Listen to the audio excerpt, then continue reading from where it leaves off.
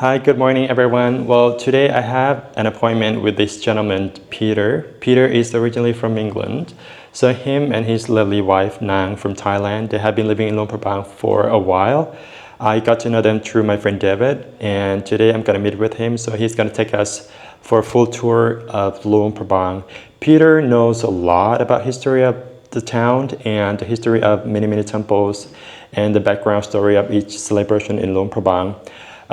He has his own website. I browsed through it and I was amazed how well written it is, and with all the detail of each temple. So in his website he listed more than 100 temples within Luang Prabang and outside of Luang Prabang with all the history of it. So if you're coming to Luang Prabang, please consider checking his website out. It's going to be your pre-tour of the town before you even come here. So I'm pretty sure that he has a lot to tell us about Luang Prabang and the history and all that. So yeah, let's meet him. Hi everyone, thanks for having me, Nat. Thanks for joining us. Yeah, I've lived here in Luang Prabang for 3 years now. 3 years. First visited back in '99, 6 years ago. Wow. Fell in love with this town back then. Now I'm lucky enough to have the opportunity to live here. It was always the history and the culture which I loved here. This town's been a spiritual centre for 1,000 years, and it still has that soul, which I love. The temple buildings, of course, are beautiful.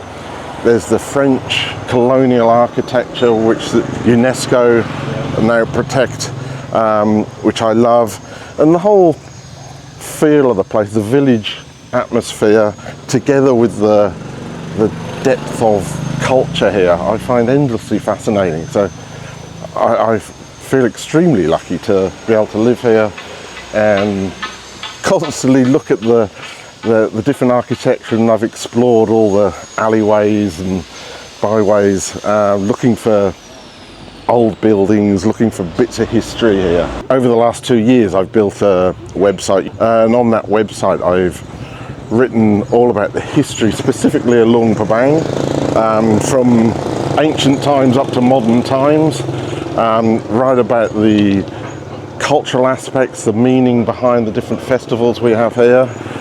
And I've also photographed, documented more than 130 temples in the region. And the whole Luang Prabang. Whole of Luang Prabang. I just keep going further and further out, documenting every temple I can find, and also all the UNESCO heritage buildings. UNESCO accredited the town in 1995 as a World Heritage Site, and they documented 440 different civilian buildings and 30 odd temples as being of special interest for preservation. So I've gone back and photographed all those buildings again and documented it on the website with locations, so other people now can find which are the UNESCO World Heritage buildings. So where are we now? Well, I was going to take us down to the tip of the peninsula.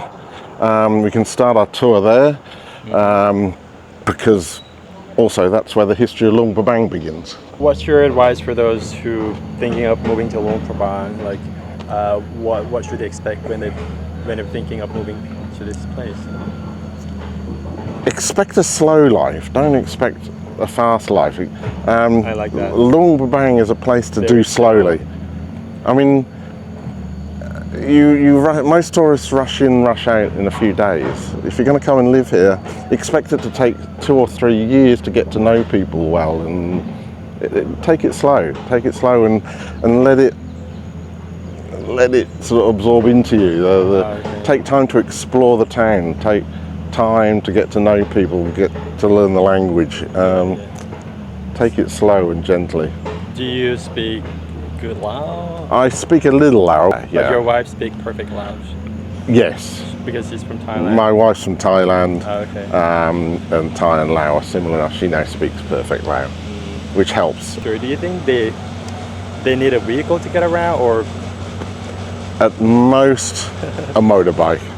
A car's a problem. Where are you going to park it? Where are you going to keep it? It does make it hard if you want to go out of town exploring up in the hills. That gets hard, but We don't have a car. Just motorbike? We zip around on a motorbike. It's okay. a small motorbike at that, yeah. And in terms of rent, is it easy to find a place to rent here in town? Yes, there's lots of places. It's more a matter of what are you looking for, and then there's a place for every pocket. Prices can be $1,000 a year if you're in a Laos style building out of town, or a few $100s a month if you want to come into the centre of town. You live in the centre? I live in the centre. It costs us $600 per month. $600 per month, yeah. Yeah. For Laos standard, that is very expensive. Yeah, that's top dollar for a small apartment, if you like. Is it fully furnished? It's fully furnished. Even has service as well. Okay. Changing. Internet included? Internet's included. Okay. So yeah, that's the most expensive it gets. Yeah. That's what I was gonna say. It's like $600. That's a lot. So you're working online, right? So yeah, I work online. The question that I want to ask is, how's the internet here? Is it fast enough? It's fast enough. It's fast enough. Yeah. Cool. Yeah, for what I do, which is sending lots of emails. Oh, okay. Just normal working. It's what about video faster. call and all that? Is it? Video call's fine. Yeah. It's not a problem. Yeah, not a problem. Well, now you heard him. So if you're planning to move to Luang Prabang, that's what you expect. Right, now can we talk about the history of... Well, yeah, the reason I came down here was we're looking across at the rocks at the mouth of the Nam Khan River. Yeah. Is where Luang Prabang was founded. By the story of the founding of Luang Prabang, is that it was founded by two hermits who came down from the north, and they land here and they see the flame tree, the tong tree, and think this will be a beautiful place to found a city. And they summon 15 Naga from the river, and the 15 Nagas and the hermits meet on the rock over there. Wow. And the hermits ask the 15 Naga to protect the town, the city that they're going to found here. And that's what happened. The 15 Nagas then go away and they all live in different points along the Mekong and the Nam Khan here. Ai Tong Kwang still lives at this point. One of the most important Nagas in the river. Every year before the boat racing, they will call his name. Correct. All the boats before the boat race come here and pay their respects to Ai Tong Kwang.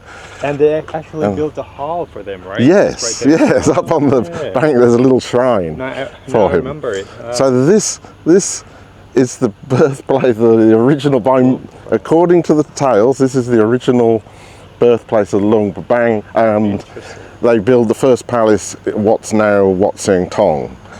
And this is why in all the emblems at the palace and you see the 15 Nagas represented, because they are the 15 Nagas that got summoned here onto this rock, and they agreed to look after the kingdom and protect the kingdom, which they did for 1,000 years. And you see the 15 Nagas on many of the royal buildings. My name's Jeff.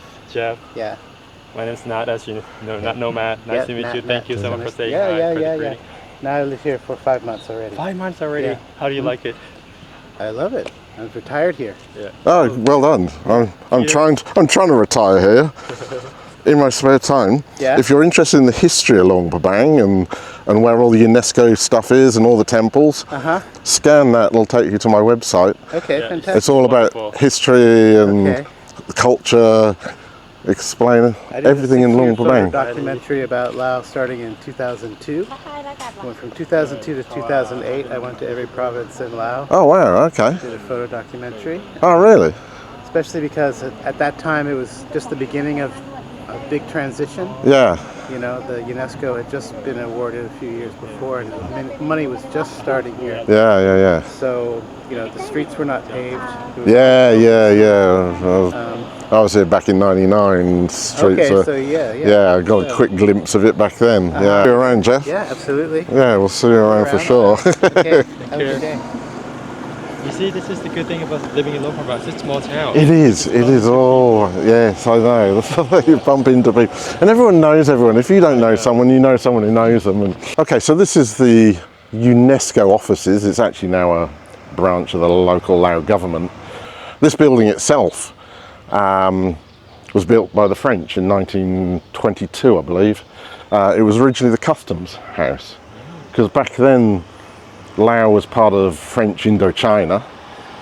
Vietnam, Cambodia, Laos was all part of French Indochina, and the French ran boats up and down the Mekong for transport and goods, and so as boats arrived from Vientiane, they'd land here, and this is where the customs was sorted out and paid. Across the road, the first of the many temples which Luang Prabang is famous for, this is Wat Bat Khan, which is temple at the mouth of the River Khan, of course. Built around the 1760s, and the marvellous thing about this is that the style of this temple is few left in the original Luang Prabang style, with these eaves coming out. So it's actually one of the best preserved temples in Luang Prabang for the style. There's not many left in this Back in old the style. day, the senior monk Satu Onkia, used to live here. Yes. But now he moved to another temple, Wat Pao. Yes, where yes, they have yes. like more than 100 Yeah, houses and yeah. This is Wat Kili. Yeah. Another one monastery dates to about 1760. But this building dates to about the 1940s, I believe. Now houses the Buddhist Heritage Archives, which was started when Satuyai Kamjan from Wat Sen. Yeah, the senior monk. Yeah, he passed away in 2007. Before that, they found he had thousands of photographs he'd been taking all his life, really, of monks and the monasteries, and they've now preserved his collection of photographs, which document monks and monasteries for 50 years. Wow. All preserved here, and other documents now they work on preserving here at the Heritage Organisation. Would you mind telling us a little bit of your experience when you first came here in 1999? 99. I only came up for 3-4 days as a tourist. How was it back then? The main street looks the same now as it did then, honestly. I think the main street was paved. None of the other streets were. But the photos I've got of the main street looks pretty much the same. Yeah, I've got photos of the same shops.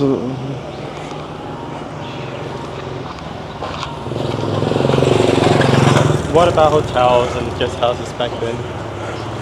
There were not so many, yes. We stayed down near the post office, so there were a lot less. And I did take a photo from the top of Pusi, looking south out towards Wat Wasunan, and there you see there's been a lot of building in that part of town since then. This This is what shop is it?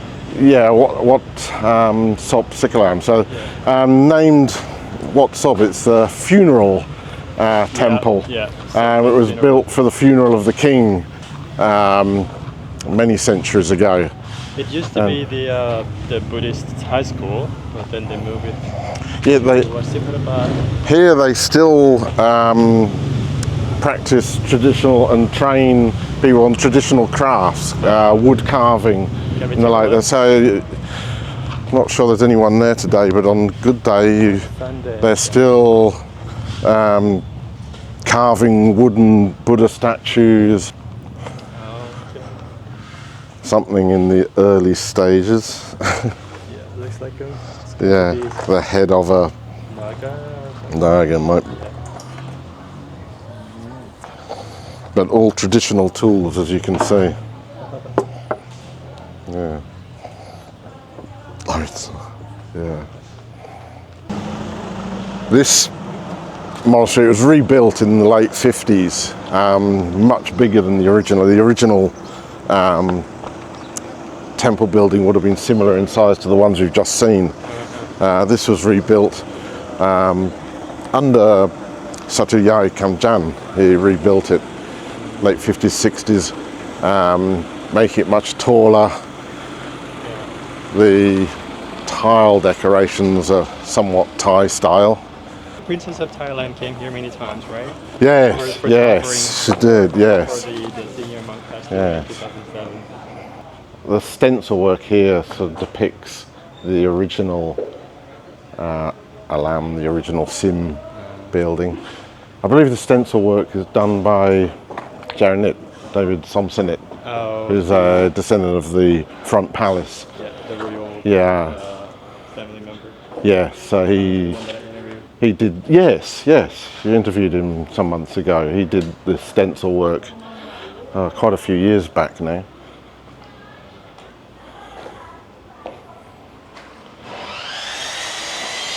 People think there's a lot of temples in Luang Prabang now. There's about 30 in the main peninsula area. Yeah. There used to be twice that number. And in the grounds of this temple alone, there were actually originally 2 other temples. There was, I forget the name of Wat Tat Noi was one of them. So this enclosure around the Buddha footprint there, that used to be a separate temple. Seriously? Yeah, and then where the standing Buddha is, which was rebuilt in the 1970s, that too was a separate. So in the grounds of what's now just Wat Sen, there used to be 3 different monasteries. Yeah, I used to. So we've lost a lot. Yeah, I used to read the history of that one, the tall Buddha. It was ruined back in. Correct. It was in ruins for a long time, and they rebuilt it in the 1970s. This is the Volkswagen Beetle of Satyayai Kamjan. Yeah, the senior monk. The senior abbot of Wat Sen. Yeah, highly revered monk. Beautiful color. Yeah, it's great. Is it still moving? I don't know what its running state is. Yeah, I don't know. So many buildings within this temple. It's too cramped, don't you think? Well, yeah. But see, each of these buildings is actually also part of the UNESCO inventory. So UNESCO, when they, back in '94, when they documented all the buildings in Luang Prabang, it wasn't just the main Sim building. These Guti and the dining halls, they were also noted as being noteworthy buildings. So this building, the Guti building over there, they're all listed in the UNESCO inventory. Look at the monster making lantern. Yeah. They're preparing for the light festival. Yes. Coming in the next 2 weeks. Yes. Right? Yeah, the beginning of October, first weekend of October. Yeah. Now, if this angry dog will let us look, this rather dilapidated building. This is also a UNESCO inventory house. It's a bit dilapidated, but it's a great example of a traditional Lao house. With the I mean, it needs a bit of love and care, but this is still. Do you think they're going to fix it, or is it like this? Who knows? Who knows whether the family have money? But you can see the traditional 5 rooms for. This would have been a significant house when it was built. You have the veranda on the side, which is now enclosed, but you always have the veranda on the side, and then the reception room, and then it's basically 5 compartments, if you like, making up the house. So this is a big, important house when it was built. Look, in the last year, I've seen at least 2 houses like this torn down in the last 12 months. That's a waste. Yeah, and both of them listed on the UNESCO inventory, but torn down to make way for a new hotel. Another hotel? Of course, of course. I think we have enough hotel in Prabang. You might think so. Never enough. Then there's these style houses. This is also listed in the UNESCO inventory, probably from the maybe 30s. It's French influence now. We're mixing Laos style with French style with in English you'd call it wattle and daub. The French call it torchis. The walls are, you've got a wooden frame and then the walls are made of bamboo mesh with a sort of paste made of lime and buffalo hide and instead of concrete. Correct, instead of concrete. Yeah, so this is before concrete. So a lot of houses from the 30s right up to the 1950s are built in this style. This is a beautiful Chinese villa, probably dates from early 20th century, sorry. But it's if you look on, yes, it's owned by the Bupa family now. But you see the Chinese decorations on the side. We're actually looking at the back of it, really. The front of it would have been facing the river. Just look at the wall, it's very thick. Yeah. So this is Chinese style villa. And you see a few along this road, like the Colonial restaurant is another Chinese villa. Interesting. But yeah, beautifully done. So with the Chinese symbols on. What's your opinion about, many local people just sell their properties in this area and they move out to the suburb? I think most of the buildings in this area, they turn into restaurants, guest house, hotel. It's no longer a residential area. So yeah, there's a problem then that the city gets hollowed out of the culture. I mean, I can't blame people for wanting to live their lives, and Luang Prabang can't just be turned into a museum. People have got to live in it. Yeah. But there are ways you could help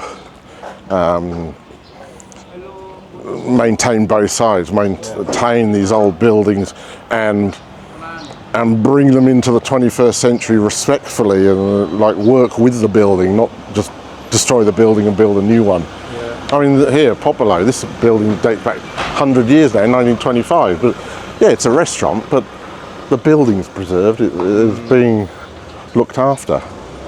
So I have no problem with that. It is a problem when all the people move out, especially for the temples, if the life of the village is lost. Yes. It gets very hard. Local for the alms giving, the donations and food. Yes, when exactly. There's no local living in this area, monks. It's actually a bigger problem down in Ban Kili. Here in Ban Nong, there's still quite an active community in Ban Nong.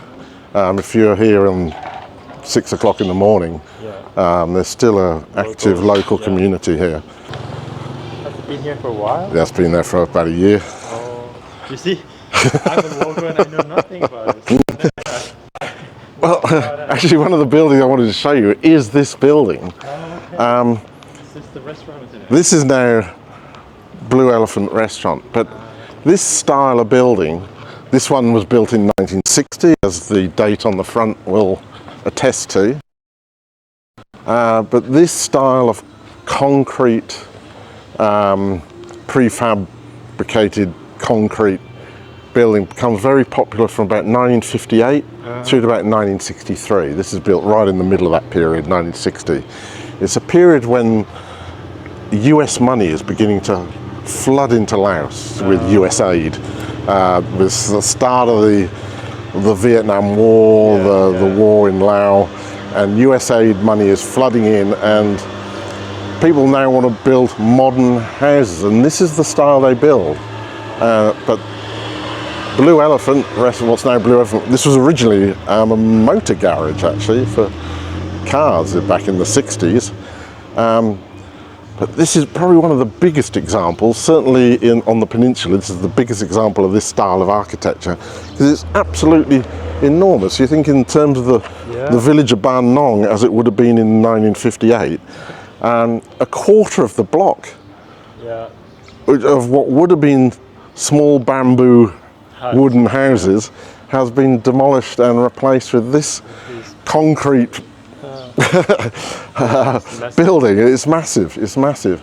UNESCO in '95 didn't consider these buildings as worthy of being documented, but I think in hindsight now they are beginning to take note of them, because there are so many of this style of concrete. So it was only a brief period, about 5 years, when these buildings proliferated, but it's a part of the town's architecture. This style, it was a brief period where US money's flooding in and people want to build something modern, and this is what they build. This used to be the Queen's house. Oh, really? Yeah. This was. And now it's the library, right? Now it's the library. It's had a few jobs over the years, but it used to be the house of the Queen, the Queen of King Luang, who later the Queen Mother. And this is one of the few buildings left in Luang Prabang of that old royal architecture. There were more of these styles up on the peninsula, but they're all gone. So this is one of the best examples now of that royal architecture. I mean, it's Lao style, but it's much bigger than your traditional Lao house. Your double gables, raised up off the ground like a traditional Lao house. So it has all the Lao elements to it, but it's bigger and grander than your typical Lao house. But even the five rooms, just like we saw in that Lao house earlier, you still see the veranda at the front for a reception. So all that's maintained, it's just bigger and grander. But yeah, this is the Queen's house. This is associated with Villa Santi. They're doing major renovations at the moment. Another hotel, right? Of course, they're expanding. I mean, it's been a hotel for a long time, but it's going to be a bigger hotel. What's interesting on this corner is, so if we have a look at Villa Santi with its, so it's probably built around 1909, something like that. It had a big fire in COVID, and so a lot of restoration work, repair work went on. So this style is often attributed to Macau. Oh. If you go to Macau, in the same era, there's hundreds of villas on Macau in this style. I visited Macau earlier this year to verify this. So this style with the arches, the balcony with the arches, so that it's known as Macau style. But interesting enough, you turn around, you've got the same there, similar style. And then you've got another one, the Blue House up here. So in close proximity, you've got these three buildings all in this Macau style. And I'm still trying to find out, why is that? Why are these three all, because Kalau restaurants similar one as well. But these three together, when they were built, these buildings wouldn't be here. This is 1930s. So when these buildings, they predate the other buildings, and suddenly these big Macau style buildings spring up out of the bamboo huts and the palm trees. Three Naga Hotel owns three buildings which beautifully demonstrate three different styles of architecture over the years in Luang Prabang. This one is a large French colonial mansion built probably around, I've seen the date, 1898, so very early 20th century or end of the 19th century. It's very unusual.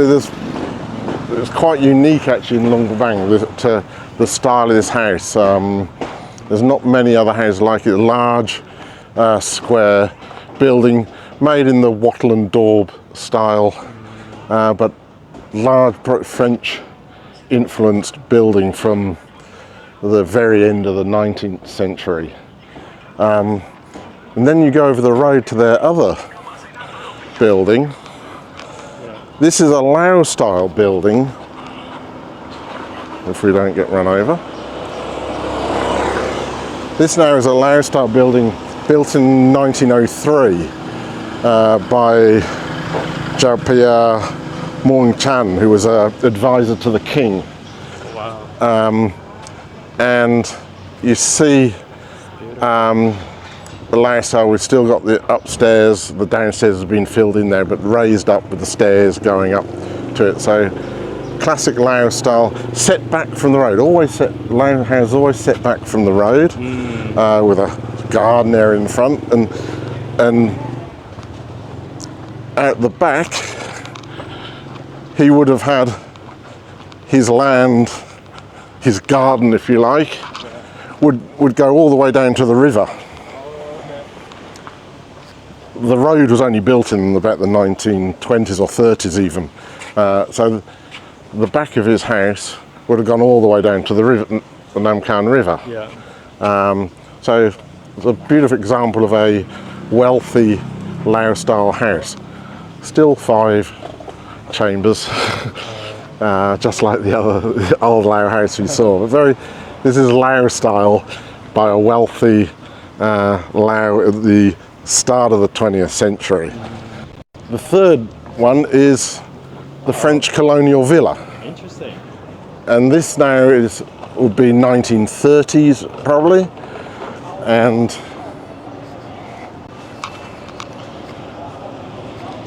typical French colonial style. Now, no garden, built right on the street, facing the street, and you see the contrast with colonial French architecture being built in the 1930s with classic Lao architecture, which is built for a family. But yeah, in these 3 buildings you see 3 different styles of architecture that we're bringing in, all under the same hotel now. Yeah. This was the villa of the last Crown Prince of Laos up until 1975. This is where the Crown Prince lived. Dates, I think, to at least the 1920s it was built, and still... Is this still a residential? Yeah, it's still owned by the royal family. They're still residents there. Like they didn't turn into a hotel or a Yeah, exactly. No, it's still privately owned. It's a private house. Right, by the sea surrounding, right? Yeah, so here now we're on the main street. This is the most famous part of Luang Prabang. And here when you walk along here, you've got to take yourself back in time and imagine in the 1920s, this was all just wooden and bamboo houses. And everything you see here was built during the 1930s. So a massive transformation, starting in about 1934 until the end of the 30s. Everything you see here was built in French colonial style during the 1930s. Perhaps the only exception is this house. I'm not quite sure. I suspect it's a bit older, maybe 1920s. I haven't managed to find a date for it, but it's a different style. The style's different from the rest, and actually more like the style you saw Cafe Ban Sen, the style of it. And I suspect it's a little bit older, but the rest of this street is all built French colonial buildings, 1930s, and this particularly is, I guess, what impressed UNESCO, that this has been preserved as unchanged for nearly 100 years now. The one exception to the 1930s architecture here is Samsan, which means 3 stories, 3 floors. That's clearly the 1960s style. So the original building, and there's photos of this street in 57, and the old house that was in that little niche there was knocked down in about 1960, and we have the classic modernist building replacing it. It is a great place for an evening sunset beer. It's a good spot. And inside they actually sell lots of traditional Lao tea. She's got a lot of good traditional Lao products. It's well worth a visit, actually. Sunday they closed. Sunday they're closed, yeah, but open 6 days a week. Well worth a visit. Luang kapow, best pat kapow in town. That man was mentioned. Yeah. Best pat kapow in town. So he's from Thailand, right? He's from Thailand, yeah. You want to have like original Pad Kapow, remember? Let's go down the alley.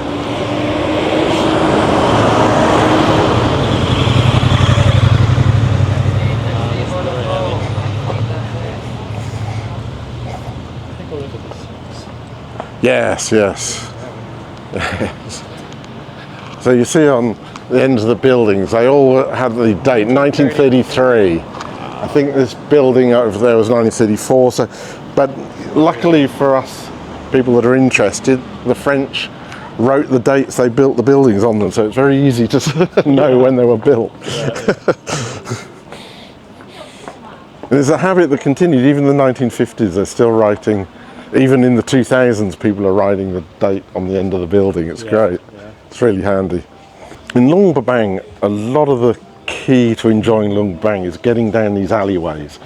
Get off the main street. Take the not obvious road. If you see a little alleyway, go down it and explore. It's great. There's some amazing things to see hidden away, as I'll show you in a minute. But before we get to that, Hun Heritage House. This is a Hun Jan, a museum basically now set up. This was originally the house of the Sayasit family, who were advisors to the king, and he built this very early 20th century, so early 1900s. This was built. Again, classic Lao style, raised off, so underneath you have your weaving and your animals. Upstairs you got your family rooms, you got the veranda on the side. Classic Lao style. I mean, you go out to the villages, this is still the style. Yeah. Now, of course, people tend to brick in the... Where they weave Correct. craft.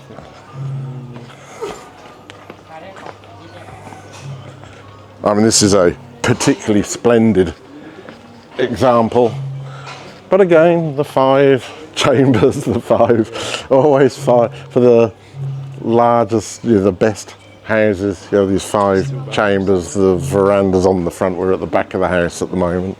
I bet this is less than that, right? No, this will be let's say like wattle and daub in English. The French call it torchis. I think this is an addition, having this house on the end. Yeah. In the Lao tradition, when people built their houses, and you see it in Luang Prabang, so the houses would generally be aligned with the rivers. So you're on the Nam Khan or the Mekong, and the houses would be run parallel to the river. And then if you got one house, they'd build them facing opposite directions so that the verandas would face each other. It was rude to have your back of your house sort of facing someone's veranda. So there were sort of unwritten rules about how you build your house. Now, royal influential people like this didn't have to worry. They had their own huge land.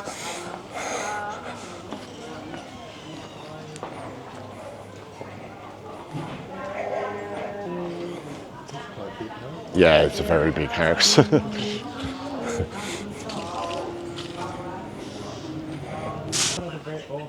Yeah, these are also listed by UNESCO. These are these 3 along here and round the corner.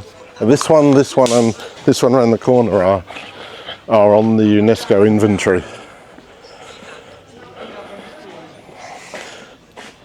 People still live in it? Not in this one for sure. It looks like they're living in there now. Oh, that seems to be newly inhabited, but I've never seen anyone living in this one.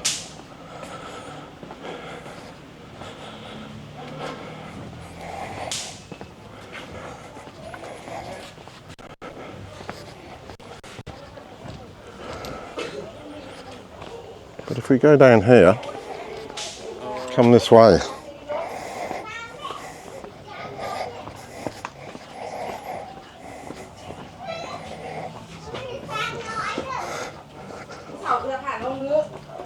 Sabadi, ขอมาเบิ่งเฮิรนโบราณ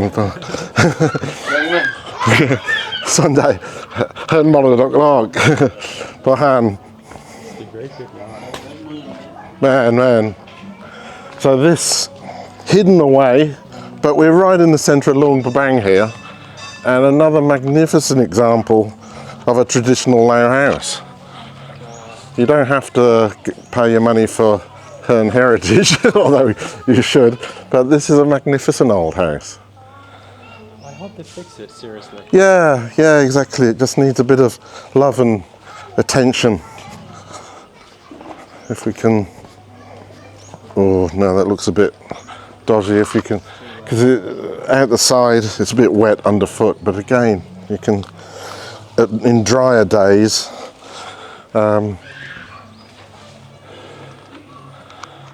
yeah, it's beautiful.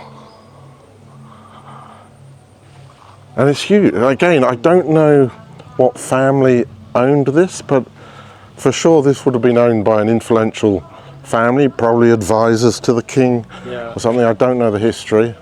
I should ask some of the locals sometime, but it's a magnificent old house.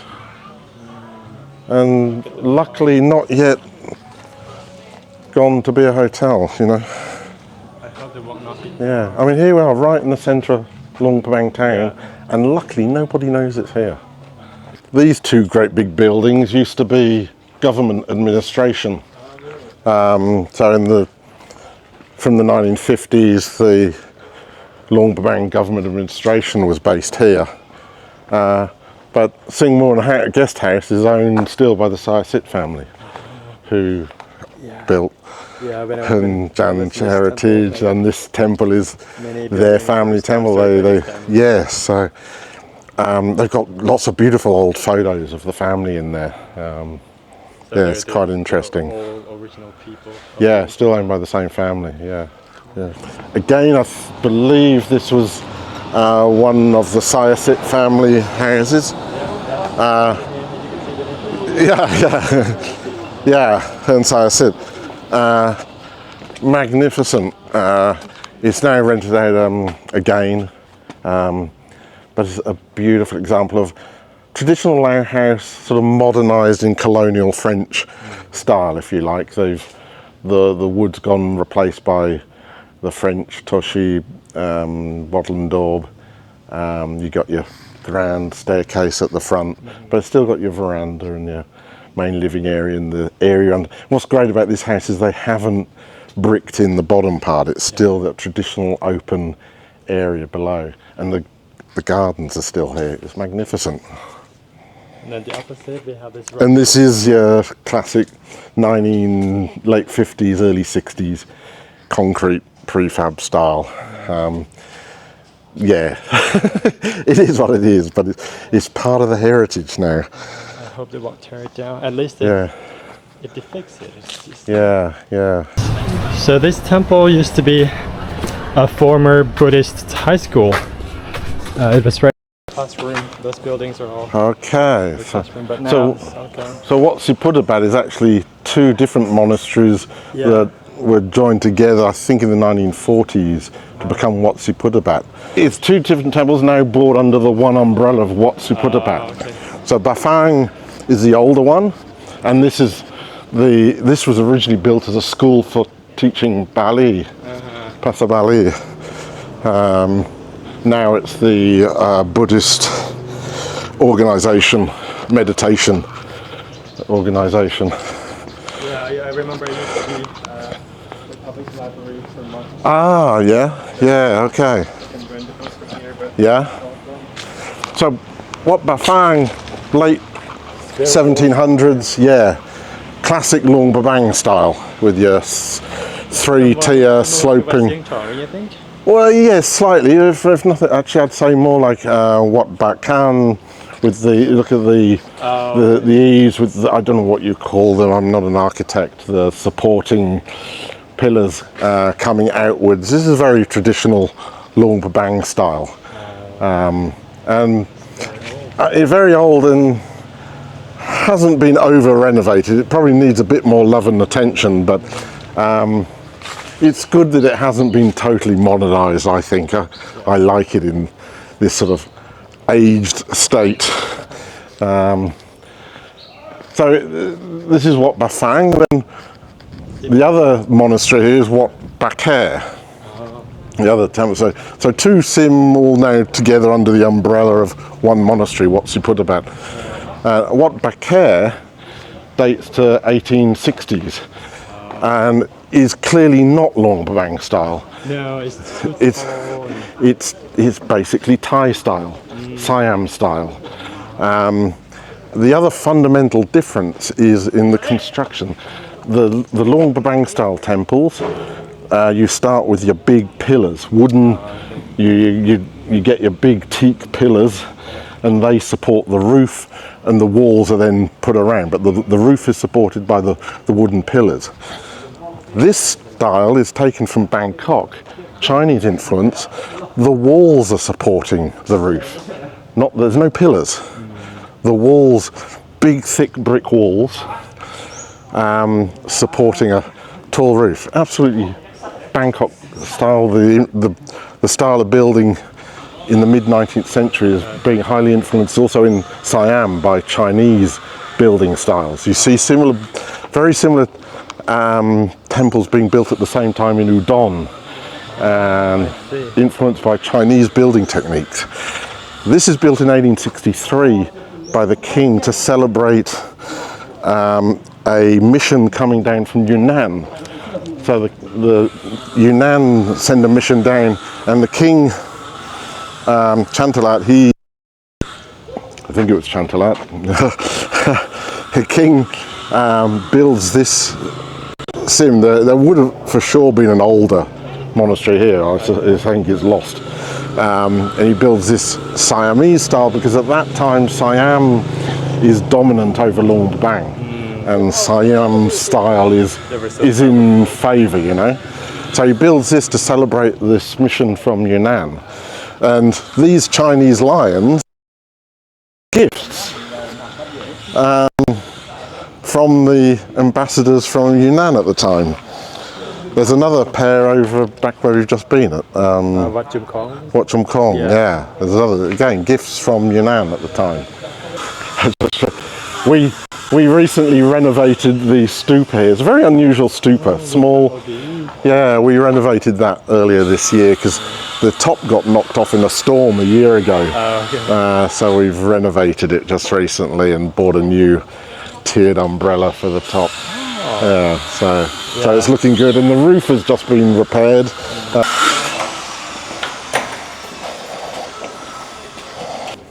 Another house waiting for someone to fix it up. I mean, this could be a beautiful house. Empty for years. Yeah, just waiting for some. Yes, exactly. I love this building. 1928. Yeah. So yeah, I love it. As well as there's another classic old Lao style house. Yeah. It's all hidden. Hidden in plain sight. We could go on all day, but it's hot. There's so much to learn, and Peter's really good. He knows so much about it. There's so many things that I haven't heard of, and then until Peter told me about it. So there we go. I think we're gonna leave it for the next EP maybe. But for now, it's too hot. Let's just. Thank you, Nat. It's been a great morning. Thank you for being such a wonderful guide. I've learned so much from you, so thanks a lot. So let's go have lunch. Let's do it. Let's do it. Bye, folks. It's too hot.